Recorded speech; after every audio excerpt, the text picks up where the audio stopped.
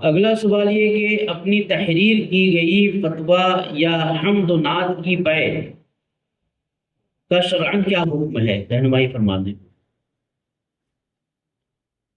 فتویٰ لکھنے کی اجرت لے سکتا ہے، لیکن نفس فتویٰ کی اجرت نہیں لے سکتا۔ یعنی ہم نے اگر صرف کسی کو مسئلہ بتایا ہے تو اس کی اجرت ہم نہیں لے سکتے، لیکن اگر ہم اس کو لکھ کر کے دے رہے ہیں تو فتویٰ لکھنے کی اجرت لی جا سکتی ہے، لیکن یہ اجرت اتنی ہی لی جائے گی جتنی اجرت اتنا لکھنے پر عرف میں کسی کو دی جاتی ہے۔ اس کی صراحت فقہاء نے فرمائی ہے، اور یہی حکم حمد و نعت کے تعلق سے پوچھے جانے والے سوال کا بھی ہونا چاہیے۔ بے شک، سبحان اللہ۔